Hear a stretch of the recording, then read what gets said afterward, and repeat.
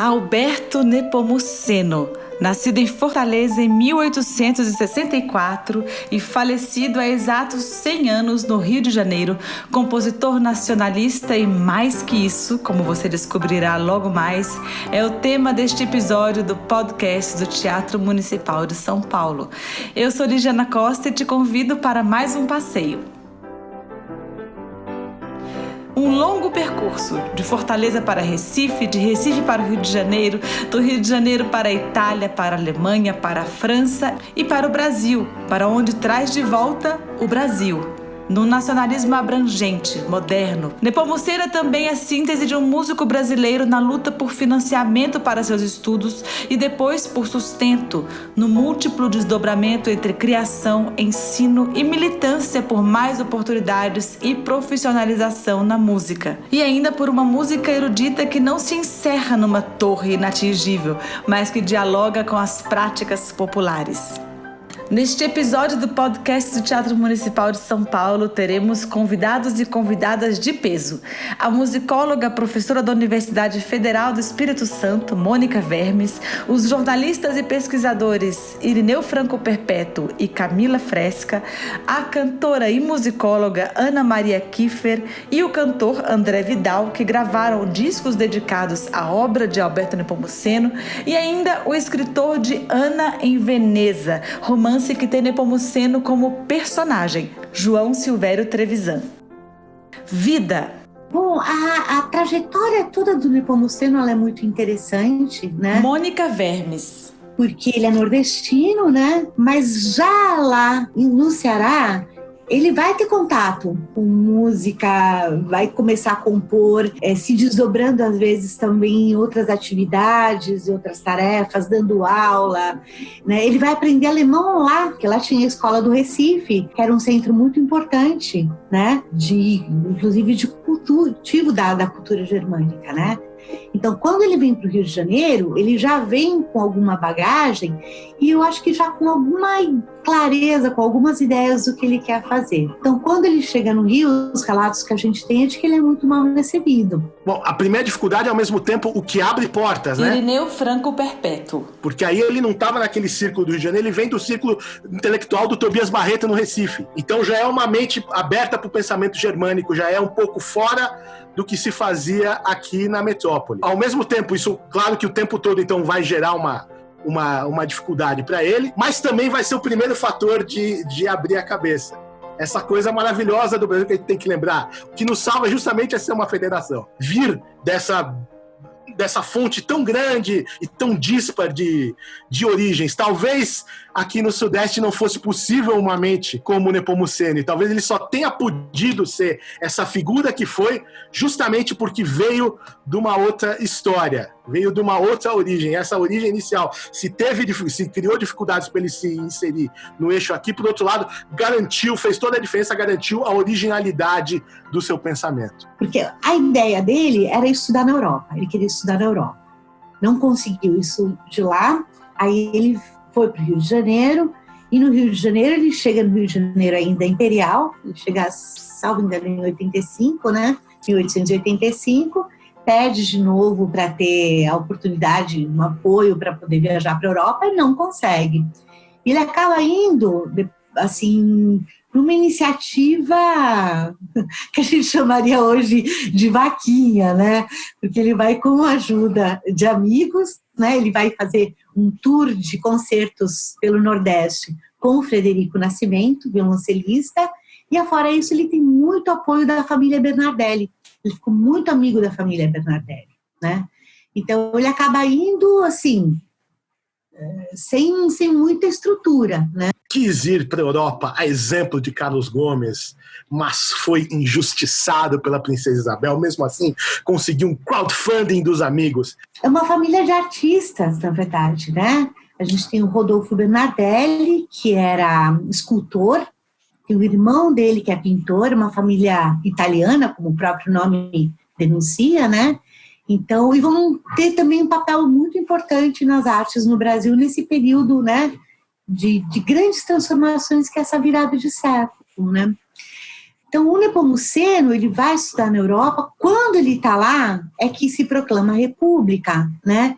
E ele vai conseguir um apoio que vem como uma espécie de prêmio, de estímulo do concurso para o hino da República. Então, esse concurso, quem ganha é o Leopoldo Miguez, que é o hino que a gente oficialmente é o hino da República Brasileira até hoje, né? Que é o Liberdade, Liberdade abrasada sobre nós.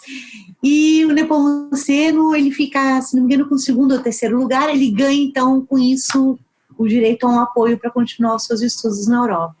E permanece lá depois até 95. E ele não ficou na Europa apenas desfrutando das estâncias hidrominerais e dos cassinos. Alberto Nepomuceno colheu informações nos centros musicais mais cosmopolitas do planeta, teve uma formação bastante variada. Tipo, se eu vou para Roma, eu quero a Academia de Santa Cecília.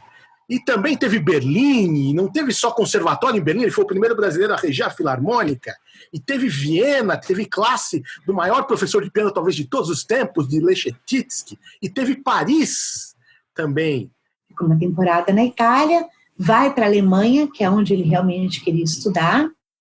E depois, antes de voltar para o Brasil, ele passa uma temporada na França também, onde ele aprende de órgão, né?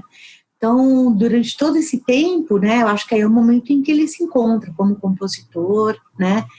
E, assim, tem muitas coisas que a gente não sabe muito bem exatamente como foram, né? Mas eu acho que quando aparecem esses mitos, essas fantasias, às vezes as coisas não se deram exatamente como foram contadas, mas assim, tem alguma coisa ali, né?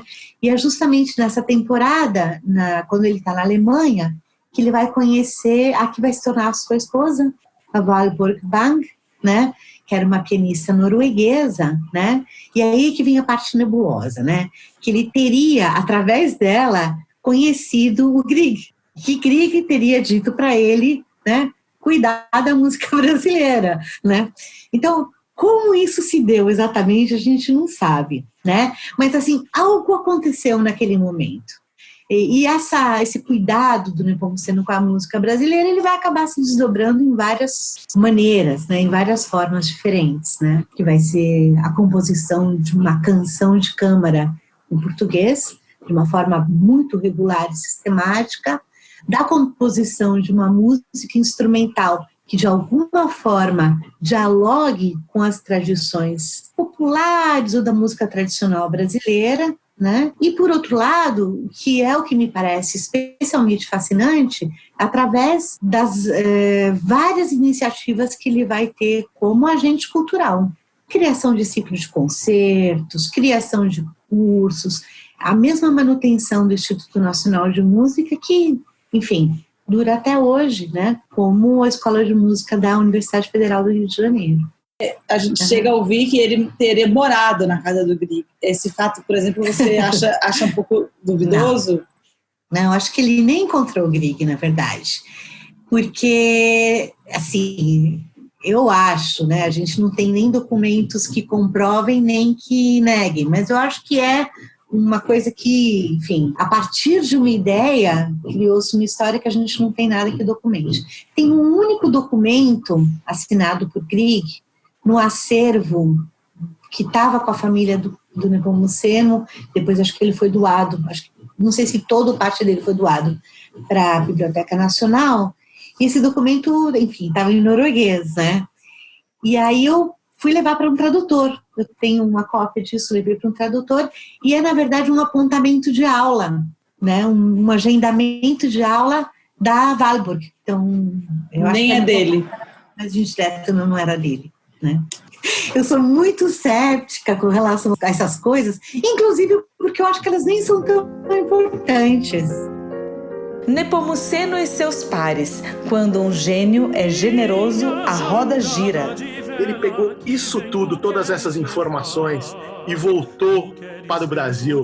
E aí começou a ajudar o Brasil a sair do paradigma musical em que vinha desde a colônia, o paradigma italiano, e conversou com as novas tendências alemã e francesa. Ele pegou todo esse vocabulário musical que ele tinha e não guardou para si. Mas Nepomuceno ele era um grande estimulador também dos seus colegas compositores. Quando Villa-Lobos ele está iniciando a carreira dele como compositor, na verdade está tentando se impor como compositor no Rio de Janeiro, ainda na década de 1910. Camila Fresca. O Alberto Nepomuceno ele é a grande autoridade da música nacional, né? Ele é o grande nome da música clássica do Rio de Janeiro e do Brasil. E ele ajuda o Villa-Lobos de várias formas, né? Ele recomenda a obra de Villa-Lobos para casas editoras, ele rege a primeira obra orquestral do Villa-Lobos é regida pelo Francisco Braga, mas depois o Alberto Nepomuceno também vai dar esse estímulo para o Villa-Lobos regendo obras dele ainda na década de 10. Ele, na verdade, chega a tentar fazer um acordo ali com a Casa Arthur Napoleão, que editava as suas obras, para que em cada partitura que fosse lançada do Nepomuceno, na contracapa tivesse alguma partitura do jovem Villa-Lobos, né? Então ele, de fato, dava muito estímulo e apoiava esse jovem compositor que ele já via ali um grande valor. Se a fresca brisa da tarde a vela vem te oscular, estremeces como a noiva se vem-lhe o noivo beijar. O nacionalismo de Alberto Nepomuceno. O Nepomuceno ele é um grande eclético. Ele é um nacionalista, mas não só um nacionalista. Ele se beneficia dessa história. De como ele não está lá na briga da música germânica, ele pode beber em várias fontes sem ter que tomar partido. Vamos fazer um Tchaikovsky, Dvorak, que não estavam na música alemã, então você não precisa ser Wagner ou Brahms. Você pode ser os dois e pode ser Grieg também. É o que ele fazia. Então, na música do Nepomuceno, às vezes é isso. Você ouve a sinfonia e pensa, puxa, tem muito Brahms aqui. Você ouve uma ópera como a Artemis e diz, nossa, mas como tem Wagner, ele passou muito pelo anel. E você ouve uma canção como a Jangada e fala, nossa, isso daqui já é a nossa música nordestina. Tudo isso está dentro do Nepomuceno. Então, eu acho que ele é, nesse sentido, como o Tom Jobim, um eclético muito informado, que tem influências díspares. E aí, o Tom Jobim é Debussy, é Chopin, ou é Cole Porter, ou é Debussy mesmo, ou é Johnny Alf, quando ele quer. Nepomuceno é a mesma coisa. E no caso de ambos, você ouve, mas aquela música, você ouve as influências, mas tem a sua característica muito dada. Então o Nepomuceno é assim, você vai ouvir a música dele, mas você nunca sabe direito em que fonte ele bebeu para fazer aquela ópera. Só porque você falou do Garatuja. Você ouve o prelúdio do Garatuja e vê que ele quer fazer coisa nacional. Mas você ouve o Artemis e fala, puxa, que pedaço do anel é esse mesmo do Wagner que eu não ouvi. Ele sinaliza pra gente, né, justamente essa abertura e essa reconfiguração de categorias. Isso acho que é uma coisa interessante, porque a gente sabe que as coisas elas não estão dadas a ler assim de uma forma fixa e rigorosa. E que cada um que vai lá e olha, vai organizar essas caixinhas, essas prioridades, essas categorias em função, consciente ou inconscientemente, das suas convicções, dos seus valores, das suas pretensões. Então, quando o Nepomuceno vai lá, né, e de certa forma bagunça essas caixinhas, ele está mexendo, né, com uma forma muito ampla, muito mais abrangente de pensar a atividade musical. Ele era um defensor de uma música brasileira de caráter nacional e também de uma modernização do nosso ambiente musical. Ou seja, se a gente pensar bem, as mesmas proposições que os modernistas, né, da década de 20 vão trazer à tona e vão passar a discutir em música. Bem, se a gente pensar em todas essas iniciativas e todas essas ideias do Nepomuceno, a gente vê que ele era, na sua época, a seu modo, né, um músico moderno, né, ali embebido dos mesmos ideais dos modernistas, né? A divergência talvez surge quanto à acepção dessa modernidade, né? Que modernidade seria essa? Cada um com as demandas e com os limites também da sua época, né? Pensando estritamente no plano musical, para a geração do Nepomuceno, moderno era compor segundo os franceses, né, César Franck, Vincent d'Indy, e também a tradição germânica, né, Liszt e sobretudo Wagner. Já no final dos anos 10 e nos anos 20, né, isso liderado por Villa-Lobos, moderno, começa com Debussy e depois vai para frente, né, o grupo dos Seis e sobretudo Stravinsky. Ou também no fato de que ele, quando era diretor do Instituto Nacional de Música em 1908, ele convida o Catulo da Paixão Cearense para fazer um recital na escola. Isso causa um tremendo escândalo, né? Que aquele templo da música clássica não era local para um modinheiro, né? E o Alberto Nepomuceno banca isso. A gente está falando de um cara que convidou um dia o Catulo da Paixão Cearense para tocar no Instituto Nacional de Música e que teve muitos problemas por causa disso, que não queriam deixar, né? Então, ele estava, nesse sentido, isso parece um clichê, mas no caso do Nepomuceno é mesmo. Em algumas coisas ele realmente estava pensando à frente, não sei se do seu tempo em geral, mas do Brasil da sua época, sem dúvida. Era a maldição dele ser um cosmopolita e dele saber que as coisas podiam ser diferentes e de querer que aquilo fosse diferente. Num certo sentido, se a gente pensar numa história mais geral do Brasil, se a gente pensa nessa primeira geração de músicos republicanos, como o Miguel, que fez a primeira reforma do Instituto, e o Nepomuceno, o Brasil teria sido melhor se tivesse sido a utopia que esses sonhadores da República pensaram. Então o Nepomuceno projetou uma república com a qual a gente se identificaria muito mais se tivesse sido o que ele queria. Uma república inclusiva, uma república modernizada. Então, uma república que, quando olha para o exterior no melhor sentido, para pegar, não como imitação automática. É só para pegar o que ali já deu certo e trazer para cá como abertura de caminhos para todos nós. Então, seria esse Brasil, inclusive, que já aceitaria o Catulo da Paixão Cearense lá atrás, e que ao mesmo tempo daria aulas com o Tratado de Harmonia do Schoenberg, e que ao mesmo tempo pesquisaria o nosso folclore. Parece que o Nepomuceno deu uma entrevista no fim da vida dizendo que tinha coletado 80 canções folclóricas. Então veja esse nosso pré-Bartók, esse nosso pré-Kodály, como ele já estava armando tudo que seria necessário para uma estruturação mais, digamos assim, científica da nossa música nacional. Ele é um pré-etnomusicólogo. Veja que cabeça tinha esse homem. Então, se ele tinha essa cabeça, obviamente, tudo que o Brasil podia fazer mesmo era destratá-lo e esquecê-lo, e ele só tinha mesmo que morrer prematuramente e amargurado, como aconteceu. Não tenho a impressão de que ele tenha feito isso de uma maneira tão programática. Bom, agora vamos defender a música brasileira. Mas era mais como um exercício do que lhe parecia ser um bom senso com relação ao que fosse fazer música no Brasil. Porque aí ele decidiu ficar ali e decidiu, assim, vamos dizer assim, comprar essas brigas, né?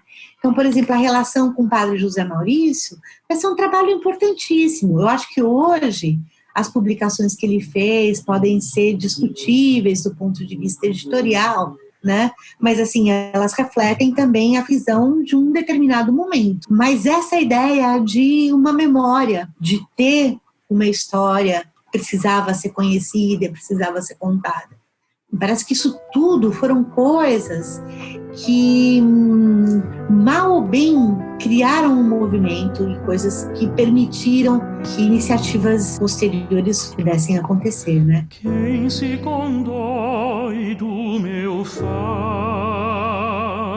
vê bem como agora eu ando. As canções de arte em português de Alberto Nepomuceno.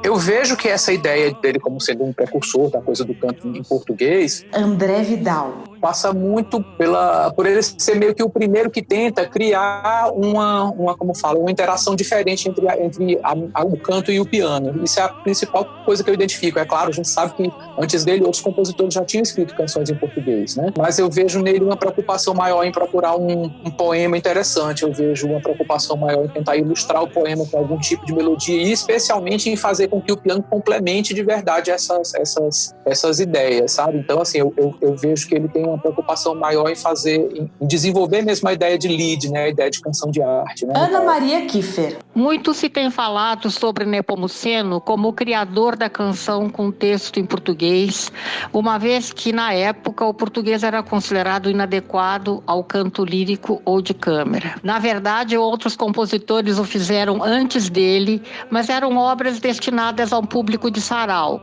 Nepomuceno, com a sua formação internacional e seu imenso talento, visava principalmente o público de concerto. A meu ver, seu diferencial, inclusive, é que a parte do piano deixa de ser um simples acompanhamento para ter a mesma importância do texto música. Esse conjunto mostra que é possível incluir o espírito nacional dentro de um formato de canção com texto em português. Ele musicou importantes poetas do seu tempo e deixou claro, digamos, que essas canções podem ser compostas com caráter internacional e mesmo eclético, apesar do texto em português. Embora a sua formação desde a infância fez com que ele ouvisse e se impregnasse da música tradicional da sua terra. As poucas, mas importantíssimas experiências operísticas de Alberto Nepomuceno. Onde você acha que ele foi buscar inspirações operísticas, se ele tinha intenções de, enfim, de se espelhar em alguma tradição? Tem uma coisa muito interessante. Mônica Vermes. O Nepomuceno foi, no fundo, compositor de uma ópera só, que foi o Abu, né? E tem uma produção muito importante de música para piano, de música de canção, né?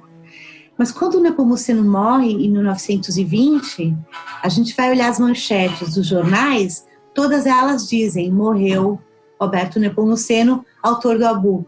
E isso me parece que dá uma ideia para a gente do peso simbólico que tinha o fato dele ser um compositor de ópera, né? Ou seja, como meio musical, ele estava muito pautado ainda por essa ideia, né?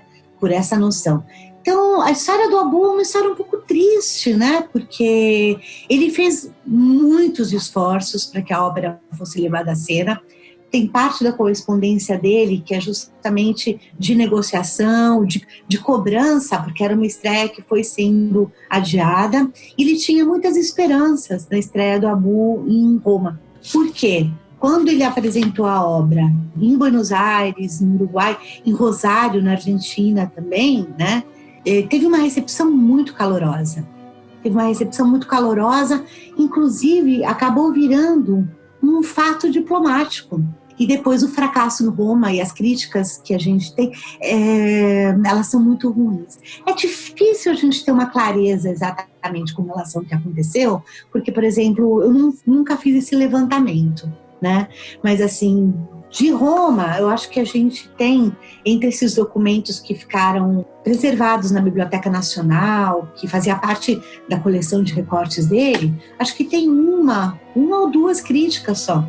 Então, é uma crítica muito dura, mas, assim, eu não sei o quanto ela dá uma ideia pra gente, de uma ideia mais ampla, né, do que teria sido a recepção do Abu. Ele se queixava muito da inadequação dos cantores para os papéis e de uma certa má vontade da companhia com relação aos ensaios.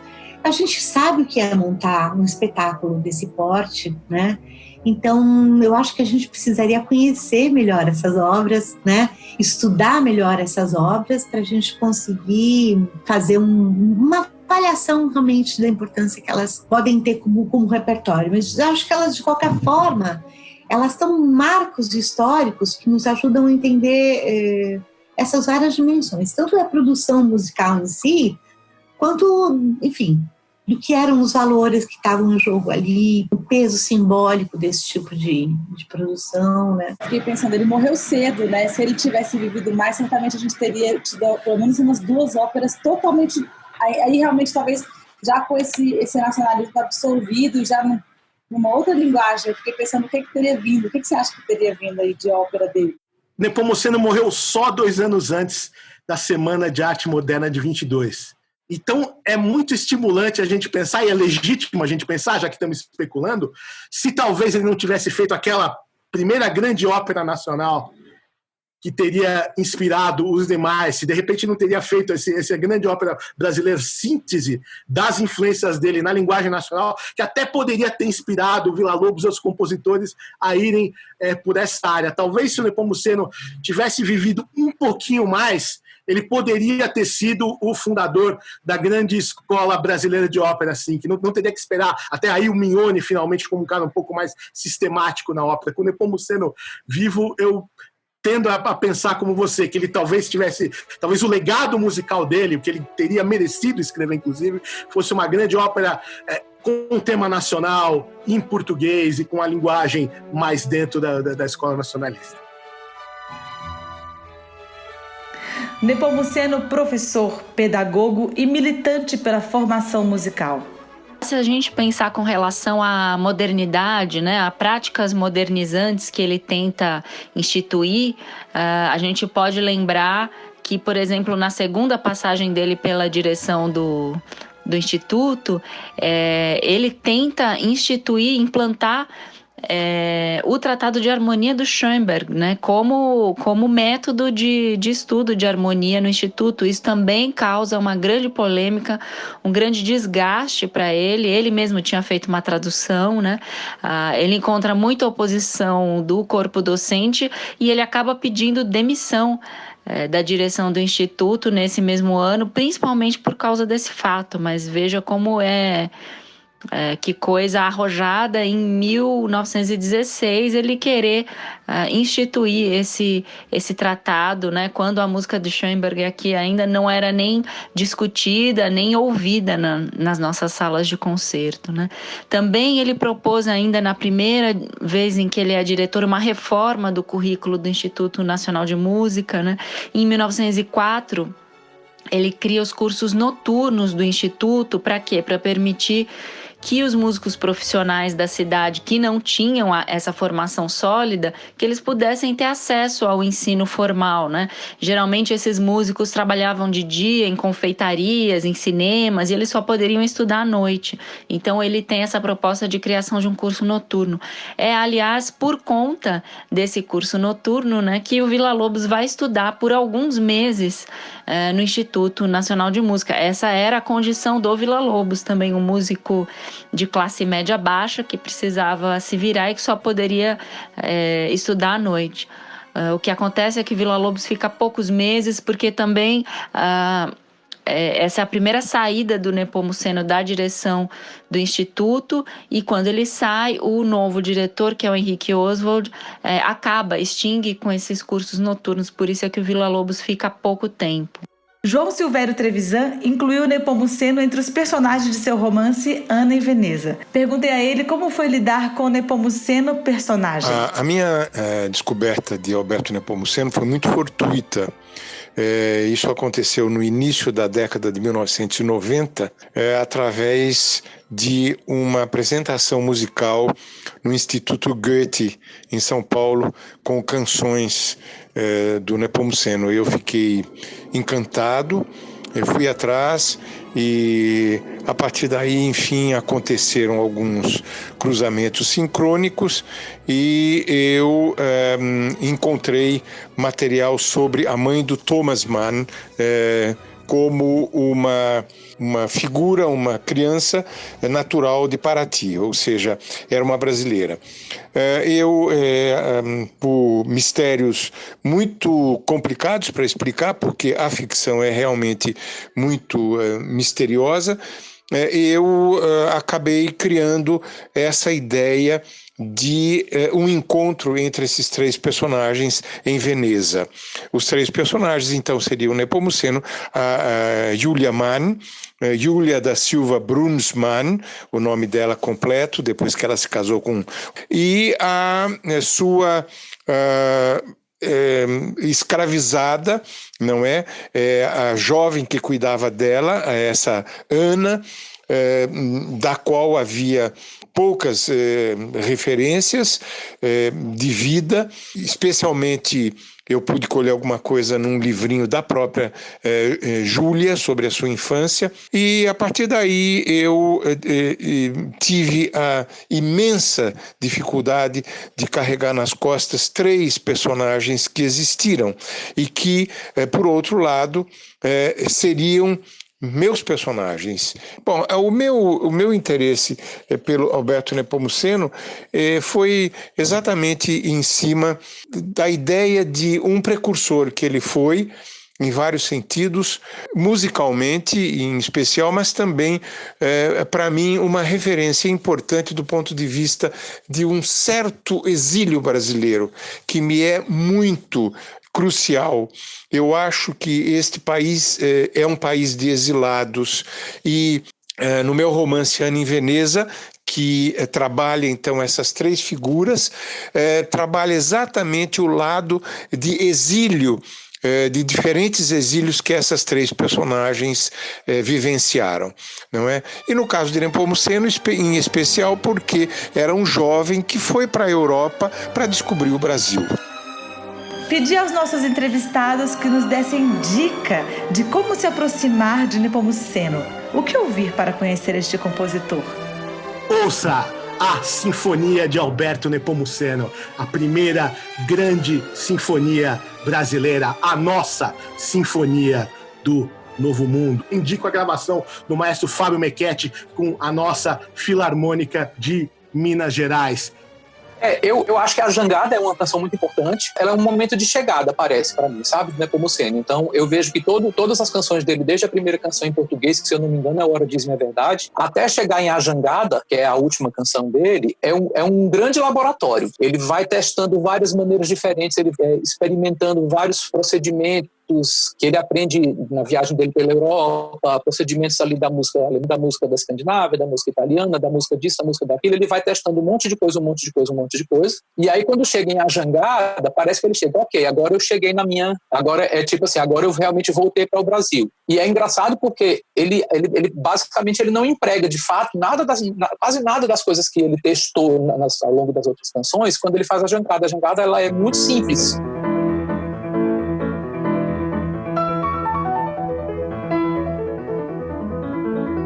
Vá atrás de uma peça de piano de Nepomuceno chamada Galhofeira e veja o quanto está próximo do universo de Ernesto Nazaré, de Chiquinha Gonzaga. Veja o quanto do melhor piano brasileiro está lá. Alberto Nepomuceno foi aluno de Theodor Leschetizky, um dos maiores professores de piano que já houve. Ele conhecia muito bem o teclado, escreveu muito bem para esse instrumento. Uma das peças que eu vou indicar são as 4 peças líricas, opus 13 para piano, que para mim é um exemplo dessas tão bem acabadas miniaturas dele para piano, que é um gênero importantíssimo no século XIX. Ele vai ser muito importante no Brasil também, porque ele vai transitar por vários ambientes. São peças curtas, não de enorme dificuldade, então elas vão ser a peça que o Nepomuceno muitas vezes vai tocar em recital, mas elas vão para as moças que vão tocar piano em casa, elas vão para as reuniões as associações, os clubes, né, de entretenimento e tal. Das canções tem a Oração ao Diabo, que eu acho que é uma canção notável, né? E como esse importante documento desse Nepomuceno, autor de canção de câmara, com um texto em português, é uma peça impactante, é uma peça muito interessante, tanto do ponto de vista também musical, quanto do ponto de vista do documento desse processo de consolidação da canção em português. E a outra peça, vou pegar uma peça sinfônica, fazer um lequezinho, né? Eu sugiro a série brasileira, que eu acho que é inescapável, né? Porque ela vai falar desse exercício de Nepomuceno de conversar com as tradições populares, né? Primeiro movimento, Alvorada na Serra, ele vai pegar uma canção folclórica, que é o Sapo Cururu, vai ter o Sesta na Rede, que vai pegar uma outra canção, que é o Jardineiro do Meu Pai, e vai encerrar justamente com o Batuque, né? Que é essa peça que foi tão impactante, tanto na sua versão para piano, como depois na versão orquestral. E este foi mais um podcast do Teatro Municipal de São Paulo, apresentado e editado por Ligiana Costa. Agradeço profundamente aos convidados e convidadas que de suas casas dedicaram um tempo para nos falar deste compositor brasileiro apaixonante. Este podcast é produzido pelo Instituto Odeon. Nos encontramos num próximo episódio. E deixo vocês com um trecho do Batuque do Nepomuceno com a OSB regida pelo nosso querido Roberto Minchuk.